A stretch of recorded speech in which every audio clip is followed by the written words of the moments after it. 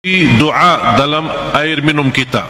Setiap mau minum air dalam botol atau gelas, kita baca Al-Fatihah, tiup di dalam air, kemudian minum. Itu menjadi obat. Biasakan anak-anak kita minum air yang sudah dibacakan dalamnya suratul Fatihah. Jangan menunggu kiai, ustaz, habib datang untuk membacakan Al-Fatihah dalam air. Kita sendiri belajar. Baca 3 kali boleh, 1 kali boleh, 7 kali boleh. Habis itu tiup dalam air, boleh 3 kali. Kemudian silahkan minum. Kasih kepada anak-anak kita.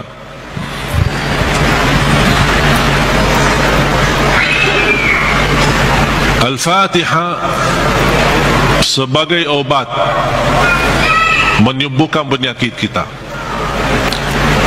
Ada yang merasa gesak di hati, merasa stres kepalanya, boleh taruh tangan yang kanan di atas kepala dan baca Al-Fatihah.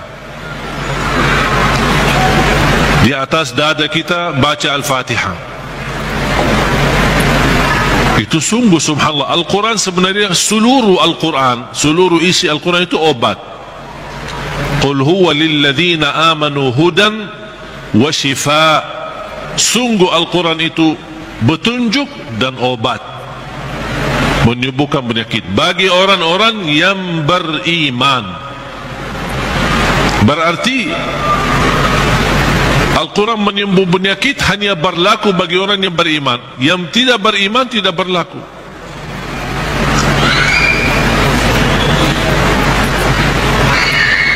Dan banyak hadis yang menunjukkan Al-Fatihah itu sebagai ruqyah. Sebagaimana hadis Abu Musa Al-Ash'ari radhiyallahu an ketika menobati seorang kepala kampung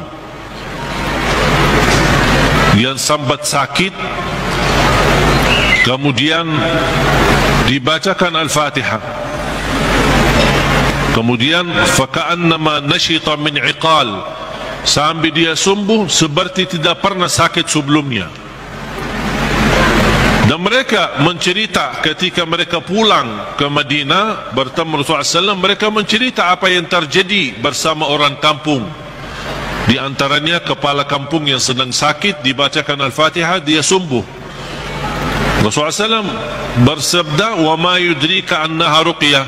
Dari mana wahai Abu Musa kamu tahu itu ruqyah? Itu menunjukkan Rasul setuju dengan perilaku Abu Musa Al-Ash'ari. Kembali kepada hadis yang diriwayatkan Imam Tirmizi, hadis yang qudsi, qasamtu salata baini wa baina abdi nisfain. Aku telah membagikan salat antaraku dan hambaku.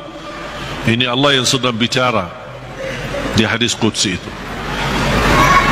Berarti salah satu nama suratul Fatihah As-Salah namanya. Kenapa dinamakan As-Salah? Karena tidak sah salat kita tanpa suratul Fatihah. Qasamtu as-salata baini wa baina abdi nisfain. Aku telah membagikan salat itu antaraku dan hambaku 2 bagian. Fa idza qara'a abdi alhamdulillahi rabbil alamin qala Allah hamadani abdi. Ketika hamba berkata alhamdulillahi rabbil alamin qala Allah, Allah jawab. Cuba bayangkan jemaah sekalian, setiap satu ayat dari suratul Fatihah kita baca, Allah jawab kita. Makanya layaknya adab yang sempurna, jangan sambungkan suratul Fatihah. Allah jawab, kita hayati jawaban Allah subhanahu wa ta'ala. Alhamdulillahi rabbil alamin, Allah menjawab, hambaku telah memujiku. Alhamdulillahi rabbil alamin. Qala Allah hamadani abdi, hambaku telah memujiku.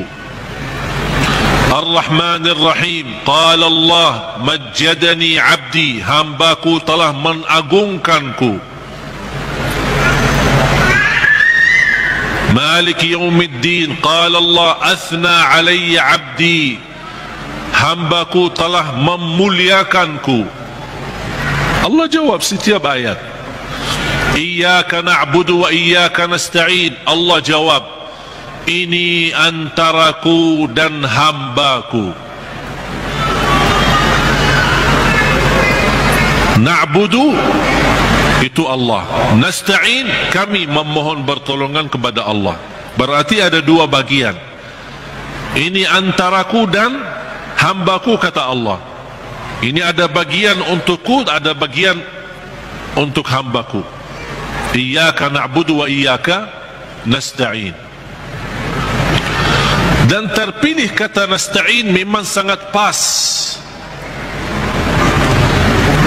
Kenapa tidak terpilih iyyaka na'budu wa iyyaka natawakkal?